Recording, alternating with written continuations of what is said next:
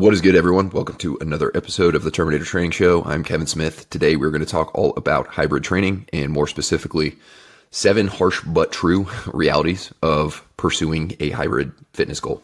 So whether you are prepping for military selection, whether you are just trying to maintain your fitness in SFAS or as a tactical athlete, or whether you're prepping for a triathlon and you still want to be strong and jacked, or an ultra marathon, you still want to be strong and jacked, or maybe you're a runner that wants to get into some more lifting, whatever it may be, these 7 harsh but true realities of hybrid training are something that you'll have to either learn by watching this and taking into account some of the recommendations that I make on how to manage them and navigate them, or you'll have to learn it like I did the hard way, and like a lot of people have done and will continue to do, learn it the hard way, because there's really no getting around them. And none of them are necessarily like bad or good or detrimental or anything like that. They're mostly just things you have to consider. And if you don't consider them, you will really struggle and or get hurt and or be one of the people that think that the interference effect is going to just hold them back forever and they're never going to be able to get strong and get jacked and also have solid conditioning performance numbers and be proud of that. So without further ado, let's hop into the very first one, and that is you'll need to trim fat. And this doesn't necessarily apply to body fat, although some people maybe can benefit from losing some body fat, but this applies specifically to your overall program, your overall volume and workload. So most programs in existence are either made to increase strength and or muscle, or they are made for increasing endurance or getting better at running. This, by the way, this episode is going to be more running and rucking biased just because most of my listeners like to do those things and or are in the military, so have to do those things. There are definitely some nuances between a non-running specific hybrid program, running/rucking, and a general hybrid program or a hybrid program that is prepping someone for like swimming and biking. Obviously they can handle more volume because there's no impact or eccentric component, so it's less damaging, so you can just do more of it. But we will keep this biased towards running and rucking. Just know that most of them do apply to other forms of conditioning. But anyway, if you want to get better at both of them, you can't just take 2 programs, one lifting program that is designed to be followed by itself and one running program that's designed to be followed by itself. You definitely can't slap them together and just do both of them. That's a 200% program, which I've talked about pretty extensively in the past. But also, you can't just take 2 of them and then just trim a little bit off both of them, or maybe just take an extra rest day, or just dial back the volume a little bit, or dial back the intensity a little bit. There's a lot more nuance that goes into it, and I can't just explain all the nuances and all the different things you need to consider as far as creating a hybrid program. Hopefully this episode will give you some things to look out for and some things to consider when you are hopefully using someone else's program that has created it for you, or going with a coach, or worst case scenario, creating your own, which I know a lot of people are going to do, even though it's not my recommendation. But the nuances are such that it's a lot more complicated than just trimming a little bit off everything. That being said, it is way better to grab 2 programs and trim a bunch of fat off both of them than it is to grab 2 programs and follow them on their own. However, in order to get really good at multiple different things, you are going to have to take a more lazy approach to programming. You can't run as much as someone who's just focusing on running would run. You can't lift just as much as someone who's just focusing on lifting would lift. Fat needs to be trimmed, so junk volume needs to be managed and hopefully eliminated. There's no perfect way to eliminate 100% of junk volume for everybody, because junk volume is going to be a little different for you now than it might be in the future when you have more stress than you do now, or less stress than you do now, and you can handle more or less volume. It's going to be different between you and someone else who maybe has different genetics, different recovery abilities, and maybe a little bit more fitness, or vice versa. But junk volume generally is extra volume, extra work that you're doing that definitely creates fatigue, because every form of training, every type of training creates fatigue, but does not actually enhance the stimulus or potentially improve your results anymore. So you're getting fatigue from it, you're just not getting stimulus from it, or you're not getting enough stimulus for it to really be worth the fatigue. And therefore it's considered junk. It's just excessive. It's unintentional. You're not doing it for an intentional reason. and therefore it is just going to detract or limit your results and or just put you in a recovery debt and or injure you. So one big thing that I have people remember to kind of avoid falling into the trap of just trying to do as much as possible and seeing if they can hang on is your goal is not to be as fatigued and tired and sweaty and sore as possible. Your goal should be to progress. So if what you're doing is not helping you progress, but it's making you super fatigued, tired, sore, whatever, then you are probably doing way too much and or partaking in significantly more junk volume than you need to be partaking in. And it's therefore going to limit your results. So when you go about hybrid training, if you either see a program that you purchased from someone or that someone created for you, or if it's your coach, or if you create your own program, go through and look at every single exercise, every single training day, of course, but every single exercise, every single prescription in there for work that you need to be doing, and ask yourself, what is the goal behind this? What is the intention behind this? Is it to get faster? Is it to get stronger? Do I need to do this on top of what I'm already doing in order to enhance my results? Or is it just probably going to give me a little bit more fatigue, maybe make me feel really accomplished, like I did something good, but I end up not really getting anything positive from it? So overall, you are not going to be running as much as a runner would do if their only goal was running. And you're not going to be lifting as much as a lifter would do if their only goal was lifting, but you'll need to do enough in order to give your body the stimulus that it needs in order to progress. It's just going to be a lot less than what you think. However, when you combine the two together, the lifting plus the running or the conditioning, you will end up with a higher workload program in general. And on a later one, I'll talk about some expectations for that. But just know that you can't do quite as much as maybe you're used to, especially if you followed running only programs before, or you used to be a runner and you're just used to really, really high run volume and high intensity, or you used to be a power lifter or a strongman. You're used to just training with a lot of intensity and volume and a lot of heavy load and axial loading.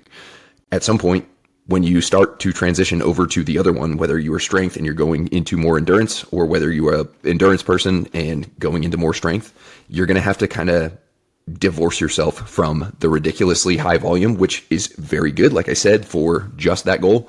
But you're going to have to accept the fact that you are going to have to do less volume and you are probably not going to feel like you're doing enough. And that's just part of the process. And overall, if you're making progress in multiple different domains, in multiple different areas, then fixing it or changing it or adding to it or even subtracting from it at that point when you're continuously making progress is not a good idea. A lot of people will think like, oh, I'm making progress. If I just add this, this, and this, I can make even more progress. And although that may be a solution down the road at some point, of course, you're going to have to increase intensity. You're going to have to increase the stressors, whether it's volume or intensity in the future. It's not the best first solution. Usually that's the solution for when you plateau, or maybe when you plateau, you need to dial it back and then you come back and maybe add a little bit more than what you were doing before. But making progress is a really good thing, and holding what you got until you stop making progress for whatever reason is also a really good thing, instead of just guessing and checking and trying to add some extra to it and seeing if you can hang on. Hanging on is not the same as doing the right amount that's actually going to benefit you too. So there's how much you can possibly handle, which is very different than the right amount for you to make maximum progress in a sustainable manner. So remember, no matter what, you are going to have to trim the fat. And if you're used to a higher volume program that's specifically tailored towards one fitness gain or one fitness trait, then it's going to be a learning experience for you. And you're definitely going to have to humble yourself and be okay with trimming the fat and doing a little bit extra. And like I said, going about it a little bit more lazy. But again, doubled up, running and strength training, it's still going to be a high workload program. And that is just the nature of hybrid training. Which brings us into the next one, which is you'll need to train compromised at times. And compromised means that you are either fatigued from a previous training session in the week, or maybe yesterday's training session, or maybe this morning's training session going into a current training session, or you're sore, or a combination of both. And that is just kind of the nature of hybrid training. I have been asked many times, how do I make it so that I'm fresh for all my training sessions throughout a hybrid training week? And it's just not possible. It's a pipe dream. And that's okay. A lot of people really fear fatigue and training when they're not perfectly primed to perform. And if you have that mentality, or approach to it, then you're going to really struggle because you're going to lose out on a lot of training opportunities and opportunities to continue to give yourself stimulus to recover and adapt from, and therefore get better from. Whereas if you go in with the mentality, hey, sometimes I'm going to be a little bit sore going into my tempo run, or I'm going to be a little bit sore going into my leg day, or I am hitting tempo runs on Thursday after 3 straight days of pretty hard training. And that's just kind of the nature of it right now. Maybe not forever. Absolutely beneficial to do certain sessions, certain times of your training block, relatively fresh. I personally like to do most high intensity stuff that really requires being the most fresh and the least sore and the least compromised towards the beginning of the week, coming off a lower intensity day or even a rest day. But at times you will have to train compromised, and it's not something to fear.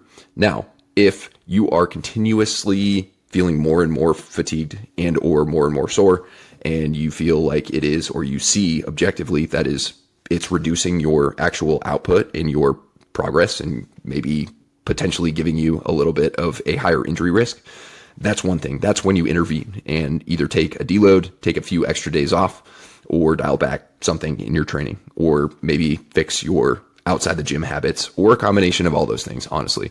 But a little bit of acute fatigue, a little bit of acute soreness can be trained through, especially if you are going into a lift and you're a little sore from a run.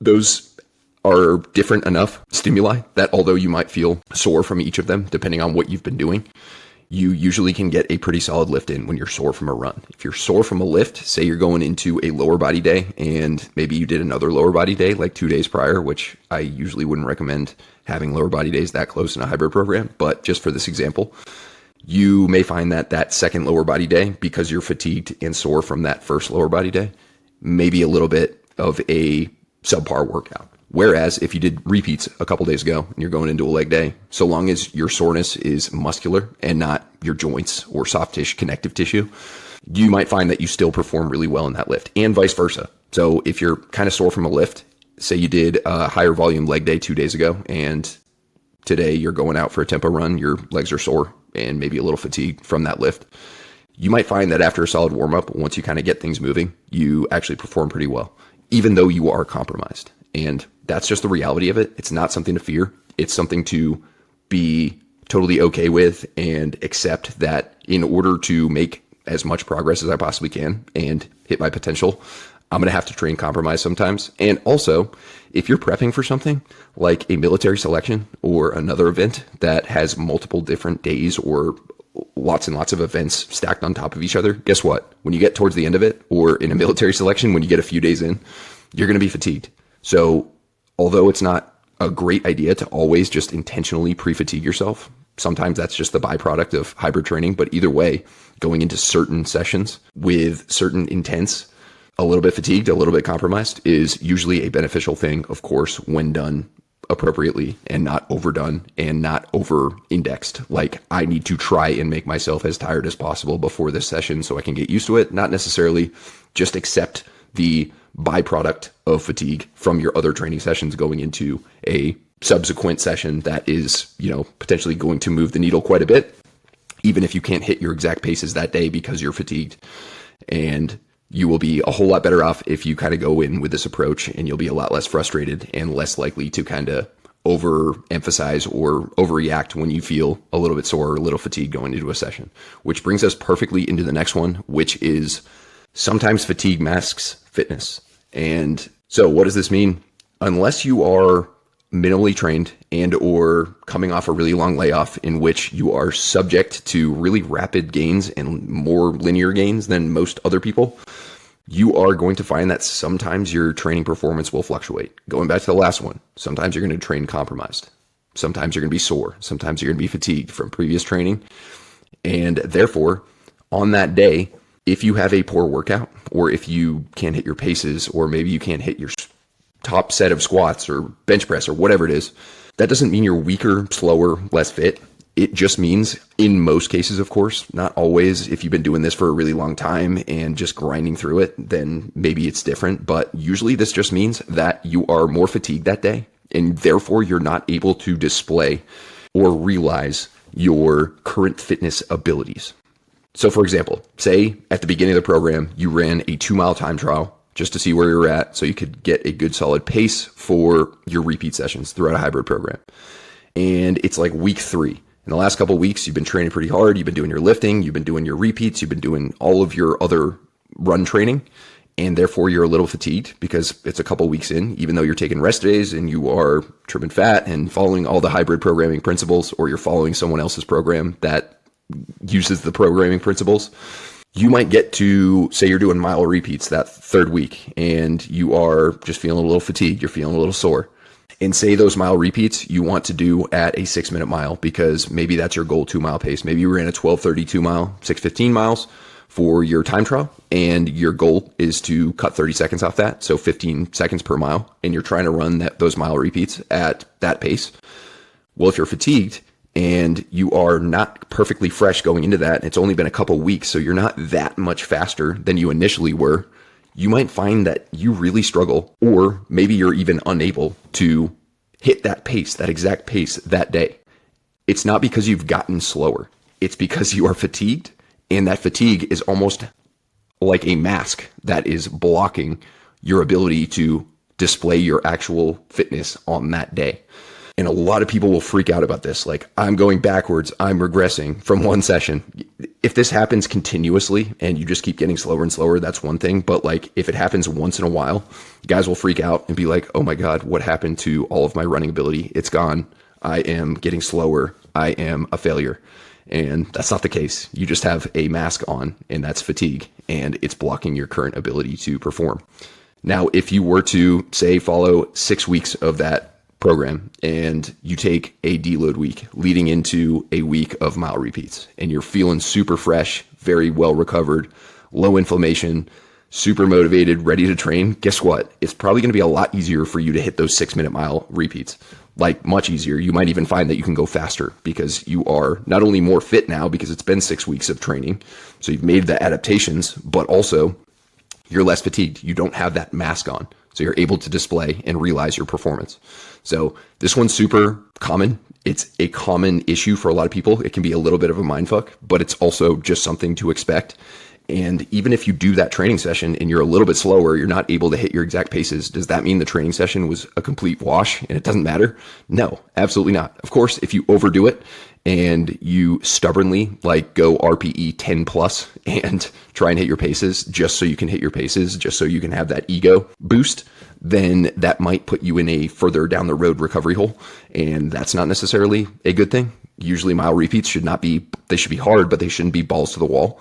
But so long as you stick to the intensity parameters, you hit a repeatable but challenging and hard pace, even if it's 5 seconds per mile slower than what you were going for, you're still getting great stimulus from that workout. And like I said with the last one, sometimes training on fatigued legs, even doing higher intensity stuff on fatigued legs, is a beneficial thing because you're eventually probably going to have to do it depending on what you're training for. But in most cases, you're going to have to. And even though you're getting a little bit less of that exact specific speed adaptation, you're still getting plenty of solid adaptations from that session, even if it was a little disappointing because you couldn't hit your pace. So that also goes for lifting. If you can't hit your squat numbers one day and you've been hitting them in the weeks past, it doesn't always mean that it usually doesn't mean that you're getting less fit. It could be any number of different things, the training from the weeks prior, or another thing, and this applies to running or rucking or lifting, really anything. It could be what's going on in your life recently. Did you have a shitty night of sleep last night? Did you fuel poorly going into this session? Have you been under a lot of stress? Those things can acutely affect your performance on a given day, as well as the temperature, the heat. If you want to go back to, I think it's episode 165, where I talk all about how to prepare for hot weather events and hot weather performance. Regardless, even if you do prepare for it, you still are going to perform acutely worse in a training session if it's really hot. That's like another mask. I called it a cloak in that episode. You're basically wearing a cloak. And when that cloak is on, or when that mask is on, whether it's fatigue, weather, recent acute life events, you are potentially going to not perform as well as you'd like to, and that's okay. That does not mean it's a bad thing. Unless, of course, it becomes a trend, then you intervene with a deload or a dial back or change something else up. So always remember the concept of fatigue masking fitness. It is going to be a real thing, and it's sometimes predictable. Other times it's not. Sometimes it's easy to troubleshoot, like, hey, I did not sleep well last night, or I didn't hydrate going into the session. Other times it's more mysterious, but usually it's because you have been going harder and your body's just not ready to display the exact fitness that you possess that day because fatigue is masking it. So hopefully that makes sense. All right, so let's go into the next one. You will not be elite, and you need to accept the fact that you won't be elite. What does this mean? It means that no matter what, if you're on a hybrid program, you're training for things that compete with each other, your progression deltas are going to be smaller. They're going to be a little bit more subtle and a little bit less exciting and drastic. And B, you are not going to be as fast as someone who only preps for running. And likewise, you're not going to be as strong as someone who only preps for lifting. Their whole life revolves around just getting strong and or jacked. Or the other person's life just revolves around running faster. They are what I would consider specialists. They only focus on one thing. And although you absolutely can be much faster than certain specialists, just depending on your overall fitness levels, your training, your genetics, and so on and so forth, all else equal, you won't be able to compete with the running specialists in a marathon or a half marathon or a 10K. And at the same time, you won't be able to compete with a powerlifter in a powerlifting meet who only specializes in powerlifting, all else equal. And that's something you're going to have to accept. Hybrid training is a perfect analogy for being a jack of all trades, master of none. And if you try to be a master of all trades, you're just going to spin your wheels and or get hurt and or just be super frustrated, and you're still going to fall short because your body can only handle so much stress. It can only recover from so much stress. It can only improve a certain amount in each discipline or all the disciplines that you're training. And that's just the reality of it. There's no really getting around it. And this can be a difficult thing to accept, especially people who used to be run specialists and now they're starting to dabble with hybrid training and get more into the strength stuff, and they're noticing that they're maybe getting worse at running. Or former strength specialists. I actually have a client who is a former high level power lifter, and he is now prepping for SFAS and therefore doing a lot more conditioning. And although he's still lifting, and although he's still strong as fuck compared to basically everyone he's going to see in selection, the Q course and all that stuff, he's still beyond strong. Like, his 10 rep maxes are most people's 1 rep max dreams, and they'll never get there.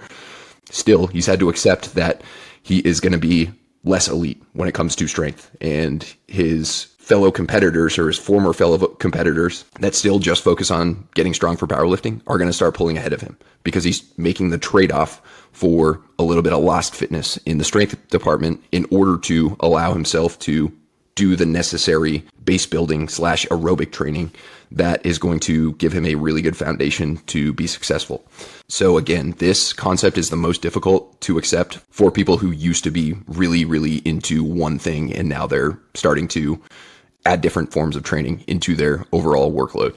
But also it can be difficult to accept for people who think that hybrid training is just a panacea of, I'm going to just be elite at everything. It's just not the case. There's a massive difference between being pretty damn strong and competitive and being elite, strong, and competitive.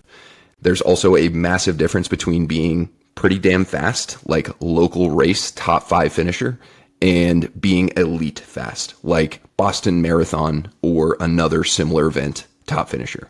The gaps between those are huge, and you just simply can't be elite while not specializing in something. That would be like Michael Jordan just doing a bunch of other sports during his off season. Yes, he did do other sports. He played golf and he dabbled with baseball, but it would be like him trying to prep to go to the NFL combine, prep to go to the major leagues, prep to go run the 800 meters at the Olympics, and a bunch of other different things. And he's the most elite athlete, one of the most elite athletes of all time.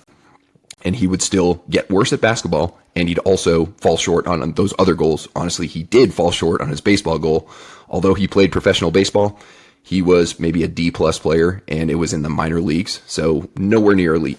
And we're talking about one of the greatest athletes of all time. So it's very, very important to remember that although you can get better and you can be faster than most runners and stronger than most lifters, and you can be faster than the strongest lifter and stronger than the fastest runner, you're not going to be as fast as the elite runners, the specialists. You're not going to be as strong as the elite lifters or the specialist. So very important concept to remember to keep your sanity and manage your expectations properly. which brings us into the next one. And this one is a difficult fact for some people to accept. And that is that this type of training is very time and energy consuming. A lot of people will ask me via DM or whatever, why my hybrid programs are such high workload, or like they take so long, and why there are double sessions. Like, can't you do this without doing 2-a-days? Can't you do this with shorter workouts? And yeah, you can, but you're also going to have to accept the fact that if you're doing less, you're also probably going to make less progress, and you are not going to be able to maximize your potential because it just requires a certain amount of time to do this type of training. Aerobic development, which is a key foundation of hybrid training. So think like long zone 2. The most important factor for that, for maximizing your aerobic development, is time. You can't just do zone 4 for half the time as zone 2 and get the same out of it. You can't do zone 5 for like a third of the time of zone 2 and get the same out of it. That's just not how it works. So you're going to have to spend a certain amount of time, no matter what, doing your aerobic development training. Lifting. You're going to get best results when you rest a long period of time between sets, especially for your top sets of your strength work.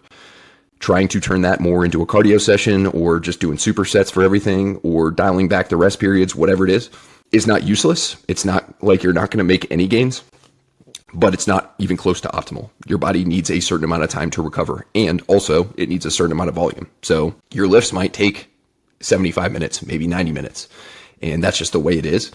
And your long runs might take 90 minutes, 2 hours, 2+ hours, depending on where you're at and what you're going for.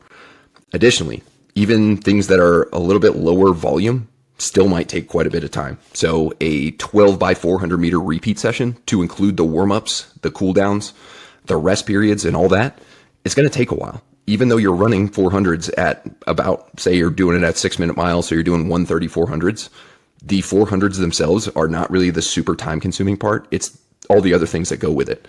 So if you want to make the best possible progress for hybrid training, for any hybrid goal, you're just going to have to accept the fact that it's going to take a while. Like, it's a high workload, high hour per week demand.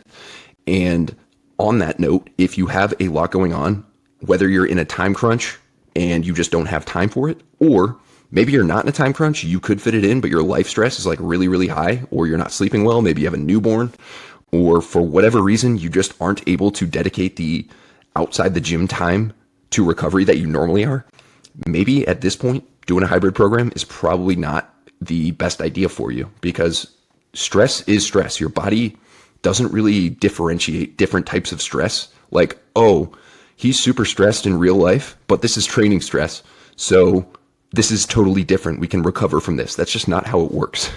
There's a universal aspect of stress where if you have like really high life stress, you're simply not going to be able to handle as much training stress. If you have really high training stress and all of a sudden a stressful event occurs in your life, like maybe a loved one gets cancer, or you go through a breakup or something like that, that added life stressor is going to affect your performance and recovery from the training that you used to be performing and recovering well from. So this is not necessarily a bad thing or a good thing, and it's very, very nuanced and context specific, like what works best for everyone. But just going into your hybrid endeavor with the understanding that it's not going to be this quick thing where you can just get in, get out, and get the same results as someone who's actually doing the full hybrid program, then you're going to be a whole lot better off. It's going to be less frustrating, and you are actually going to go into it with the right expectations rather than the idealistic adaptations, like how can I get as much as I possibly can out of almost nothing. Now, don't get me wrong. Can you maintain previously built hybrid fitness on much lower volume? Yes, you absolutely can. You can cut your volume down quite considerably, and that is totally fine. Say you are one of the examples that I had earlier where you used to not really have much life stress and you could dedicate a lot of your time and effort into training as well as recovering, doing the right things outside the gym, and all of a sudden a stressful event happens. That's a perfect reason to go on maintenance mode and just kind of maintain what you got. Even if you lose a little bit, it's really easy to regain after, once that kind of life stress dies down and you can get back into a full hybrid workload program. But to make maximum gains, you're just going to have to put a lot of time in, and there's really no way around it. Which brings us to the next one, which is recovery is still important. So a lot of people will look at a program and almost try, and this is usually a type A personality issue too. It's not an everyone issue, but coincidentally, most people who are pursuing what I make content for, like SFAS and honestly hybrid program, most people who pursue something like this are go-getters. They're high achievers. They are high strung. They're people that think that more and more and more work is a really good idea. And here's the deal. Working harder and doing more work is a great fallback plan for certain aspects of life, but training is not one of them. And this has been something that I've really struggled to learn over time. I used to think that the more I could train, the better I was going to get. And that is true to an extent, but it is not quite accurate. The more you can train and also recover and benefit from that training, the better.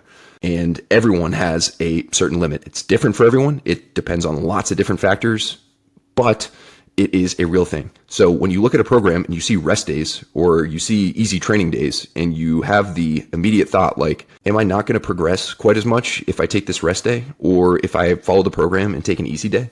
Remind yourself that rest days and easy days are in there for a reason, a very intentional reason. And that is to actually recover and adapt from the training you've been doing so that you can go and put the same or better effort into future training without just destroying yourself and backsliding or hurting yourself or just getting super frustrated because you're not going anywhere. So the people who are able to accept the fact that rest days are part of the program, not some inconvenience that like you can skip. Oh, I feel pretty good today. I'll just skip the rest day and maybe add my own session in. That is not a good idea. That is going to lead you astray. And this is something that I still continue to struggle with. It's something that a lot of clients, when I first give them their programs, are like, are you sure I can't just do more? Can I add this, this, and this? And I'm like, no, trust the process right now. If down the road we get to where you're kind of plateauing or slowing down and you are feeling pretty good and still kind of plateauing, not feeling super smoked, then maybe we can add more. But for now, we're going to keep it the way it is and just be comfortable with the fact that although you're not training on certain days, rest days, or you're doing easy stuff on easy days, that doesn't mean you are losing out on an opportunity to get fit. Honestly, it means the exact opposite. And lastly, on this topic, a lot of people do mistake the fact that just because they're not sore or fatigued from a previous training session means they're good to go and not going to be negatively affected in a subsequent training session. That's a completely different type of training or a completely different body part. Like say you're super sore and fatigued from yesterday's leg day. Maybe you ran some repeats after. And today you're going into upper body and you think that just because your upper body is fresh and your lower body is kind of trashed, that it's not going to potentially affect you a little bit and you can just do whatever you want. Well, there's more to fatigue than just local muscular fatigue. Your nervous system gets fatigued. You accrue mental fatigue over time, and that can interfere with your motivation as well as just your ability to focus. And your nervous system fatigue can affect your ability to recruit as much of it as you usually can for your strength work, even if it's upper body and your lower body is the one that's sore. So just because you are training a different muscle group or you are doing something easy or maybe you are biasing a different energy system does not mean that recovery, you're just good to go and you can just forego all of the different necessary steps of recovery. Because every single thing I was talking about stressors on the last one, every single stressor you expose yourself to is going to require some recovery on the back end, even if it's a different body part, even if it's a different energy system. And you have to remember that. So rest days, when they're in there for a reason. Take them. If it helps, look at a rest day as part of the program and dial in all of your activities on your rest day. Get really good sleep, hydrate really well, manage your stress really well, decompress, chill out. Do some light walks. Attack your rest days just like you attack your actual training days, especially for type A individuals. And you will be so much better off and you'll make better progress, even if you feel maybe acutely during that rest day, like I feel like I'm leaving gains on the table. Long term, it is the right decision. Which brings us into the last and final point, and that is a controversial one. It is the fact that you do not need to do squat, bench, and deadlift as your main movements with a barbell. Now, there are exceptions to this, of course. If you're a power lifter or an athlete that requires certain lifts for your sport, then absolutely you have to do that. But even power lifters, believe it or not, most of them don't do the barbell squat, bench, and deadlift year round. They do assistance lifts with different pieces of equipment, kind of similar, but not quite the same.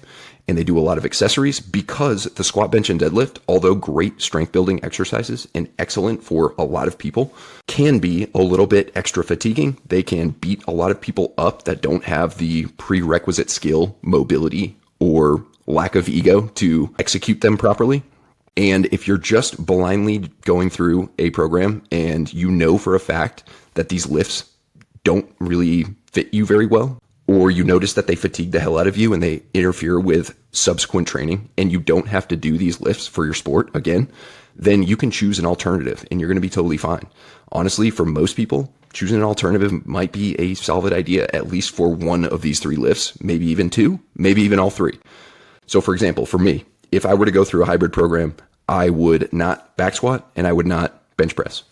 Mainly because those lifts, I used to do them quite often, and I am benefiting from that today because I think they're great lifts to initially learn early on in your lifting career before you kind of venture out and start looking for potential new lifts that might fit you better.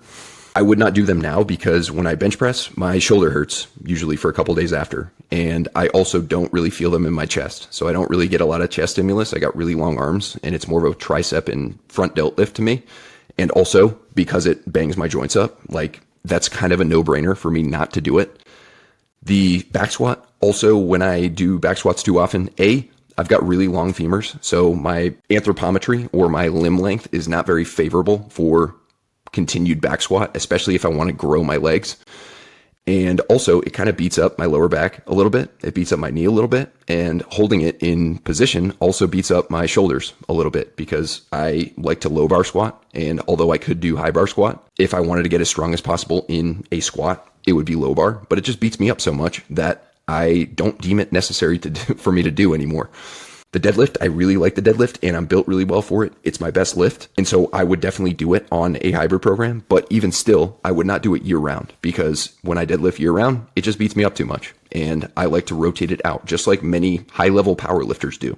They don't do deadlifts from the floor year round because it beats them up too much, especially because they're so much stronger than I am. And when you are super strong, you have to use a lot of weight to train. And that's just going to be a lot more fatiguing, even if you're used to it. But for most people listening to this who are not barbell sport athletes, if you like these lifts and they feel really good and you progress with them and they don't bang you up, by all means do it. But just because you see it in a program, say you're following Jack Gazelle, and that program is significantly biased towards squat, bench, deadlift gains. But even if you're following that program and you know for a fact, say the squat just doesn't go well for you, there's nothing wrong with doing a belt squat instead, or a leg press, or a hack squat, or a pendulum squat. Those are all excellent lifts, and for a lot of people, they're better lifts than the back squat, and you're still going to get stronger. You aren't going to be able to, test your 1 rep max back squat at the end, or you shouldn't because you haven't been doing it the whole time. But does that really matter that much in the grand scheme of things for your overall fitness and well-being and lifelong sustainable progress? No, it does not. So just some substitution lifts for these if this is kind of ringing a bell, like, ooh, maybe I shouldn't do these lifts. Well, you have lots and lots of options. It's 2025, and there are lots and lots of people who still think that the barbell is just the best for everything, best tool for everyone.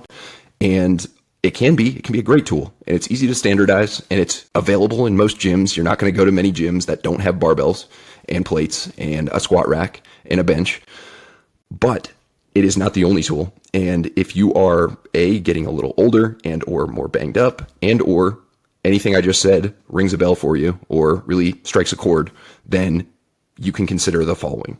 For bench press, substitution lifts could be anything from an incline barbell press, a Smith machine press. Believe it or not, bench press kind of jacks my shoulder up, but the Smith machine really feels awesome. So I do it quite often, even though you're in the same position. It's kind of a barbell. It just feels better for me, so I still do it. Deficit push-ups, dips, machine press. God forbid you hop on a machine and do machine press, and several other options, but those are a pretty solid start.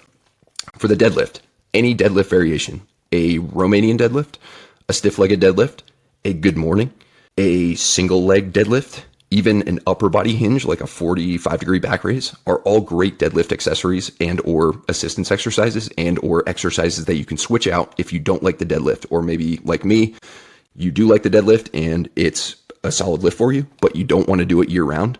When you're not doing it, you can do any of those or multiple of those. Right now I do stiff-legged deadlifts on one day and RDLs on another day, and I feel great. And I am still strengthening the muscles involved in the deadlift movement, but it's beating me up a lot less. So when I reintroduce deadlift down the road, I'm going to feel a lot better, and I'm also going to be primed to gain strength pretty quickly. Because that lift is very specific and there's a skill component and a nervous system component, I'm going to be a little weaker in the deadlift than I was before I started taking time off, which was about 6 weeks ago after I pulled for 555. But I am giving myself a foundation to build more strength in the future on that lift because I'm not continuing to grind through it and beat myself up. I'm doing accessory lifts or different lifts, variations of the deadlift. And then for squat, kind of mentioned them earlier, but belt squat, hack squat, pendulum squat, Smith machine squat, leg press, single leg squats, even goblet squats, although unless you're kind of a little newer to training, goblet squats are a little bit impractical just because you're limited by your upper body, your ability to hold it with your upper body. But any number of different squat variations are totally acceptable. And for a lot of people, if they actually thought this through and really gave it a good bit of reflection and asked themselves, do I need to do these exact lifts, the barbell squat, bench, deadlift? For most people, it's going to be no. And also for most people, it's going to be like, yeah, there's probably a better alternative that I could seek and I'd probably feel better, make better gains. And although it would be a little hit to my ego and maybe I wouldn't be able to say like, oh yeah, I bench this much weight because I don't bench anymore. Honestly, that doesn't matter at all. You can still get really, really strong without doing these lifts. And for a lot of people, you're going to feel better along the way. And that's it, guys. That's the last one.